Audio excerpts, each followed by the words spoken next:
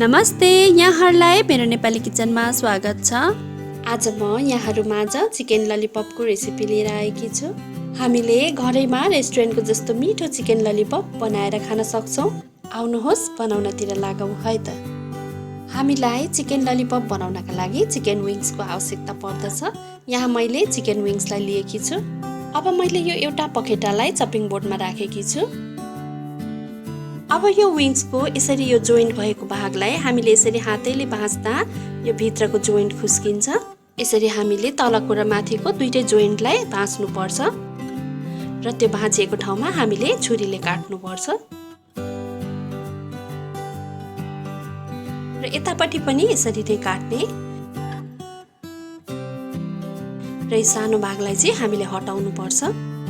अब यो दुईटा पिसबाट हामी दुईवटा चिकन ललिपप बनाउँछौँ।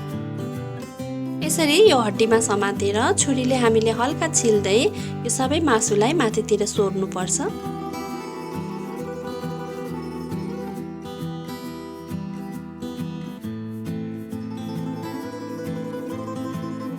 र यसको भित्री भागलाई हामीले यसरी बाहिर पर्ने गरी माथितिर फर्काइदिनुपर्छ।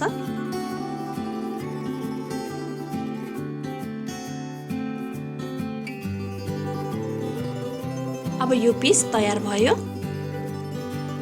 र यो पिसमा चाहिँ यसरी दुईवटा हड्डी हुन्छ र यो सानो हड्डीलाई चाहिँ हामीले यसरी बिस्तारै छुट्याएर निकाल्नुपर्छ।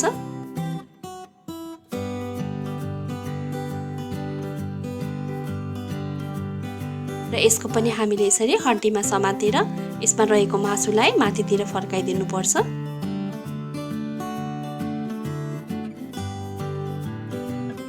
यसरी हामीले घरमा चिकन ललिपप बनाउनका लागि मासु तयार गर्न सक्छौँ। यहाँ मैले सबै मासुलाई तयार गरिसकेकी छु। अब एउटा बोलमा म आधा चम्चा नुनलाई राख्दैछु। आधा चिया चम्चा चिकन मसलालाई पनि मैले यसमा राखेँ र यसरी नै कश्मिरी खुर्सानीको धुलोलाई पनि मैले यसमा राखेकी छु। यसले चाहिँ कलर पनि राम्रो दिन्छ। र आधा चिया चम्चा अदुवा लसुनको पेस्टलाई पनि मैले यहाँ राखेकी छु। अब एउटा अन्डालाई पनि फुटाएर मैले यसमा राखेकी छु। आधा कागतीको रसलाई पनि यसमा निचोरौँ। अब यसलाई हामीले राम्रोसँग मिक्स गर्नुपर्छ। अब यो राम्रोसँग मिक्स भइसकेको छ। अब एउटा एउटा गर्दै म यसमा सबै मासुलाई राख्दैछु।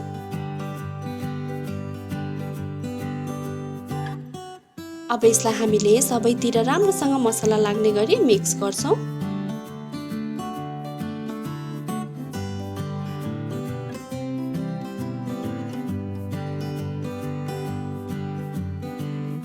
अब यो म्यारिनेट भइसकेपछि यसलाई हामीले आधादेखि 1 घन्टासम्म छोपेर राख्नुपर्छ। र हजुरहरूसँग अझै टाइम छ भने यसलाई 2-3 घन्टाको लागि फ्रिजमा पनि राख्न सक्नुहुनेछ। अब 1 घन्टापछि मैले यसलाई खोल्दैछु र यसमा चाहिँ मैले अब 3 चम्चा भरि कर्नफ्लोरलाई राखेँ। यदि हजुरहरूसँग कर्नफ्लोर छैन भने यसको ठाउँमा मैदा पनि राख्न सक्नुहुनेछ। अब यो कर्नफ्लोरलाई हामीले सबैतिर राम्रोसँग लाग्ने गरी मिक्स गर्नुपर्छ।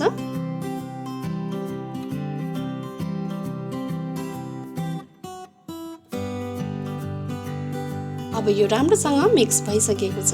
अब यसलाई हामीले डिप फ्राई गर्नुपर्ने हुन्छ र मैले ग्यासमा तेललाई पनि तताउनका लागि राखिसकेकी छु। अब तेल राम्रोसँग तातिसकेपछि हामीले तेलमा अट्टै जति ललिपपलाई राखेर फ्राई गर्नुपर्छ।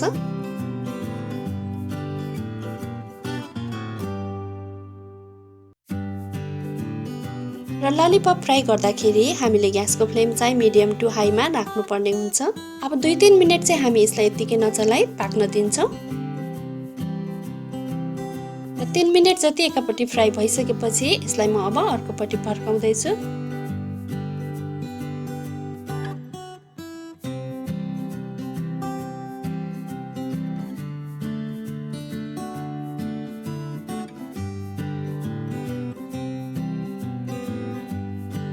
अब यसलाई अर्कोपट्टि पनि केही बेर फ्राई गरिसकेपछि हामी सबैतिरबाट राम्रोसँग पाक्ने गरी यसलाई फ्राई गर्छौँ।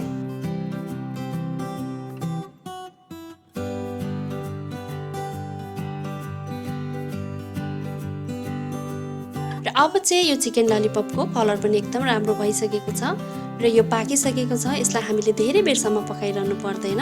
अब चाहिँ म यसलाई तेलबाट बाहिर निकाल्दै छु।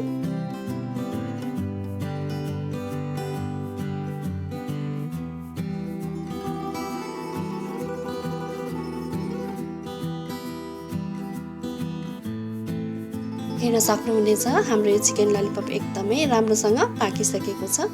अब यसरी नै हामीले बाँकी रहेको चिकन ललिपपलाई पनि फ्राई गर्दै जानुपर्छ।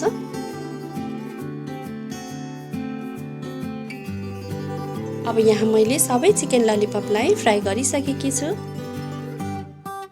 अब यसरी तयार भएको चिकन ललिपपलाई हामीले आफूलाई मन परेको अचार, चटनी अथवा सससँग सर्भ गर्न सक्छौँ। र यसरी तयार भएको चिकन ललिपप घरैमा रेस्टुरेन्टको जस्तै एकदमै मिठो बन्छ। हजुरहरूले पनि एकपटक अवश्य पनि ट्राई गर्नुहोला। यहाँहरूलाई मेरो भिडियो कस्तो लाग्यो, मन पर्यो भने लाइक, कमेन्ट र सेयर अवश्य पनि गरिदिनु होला।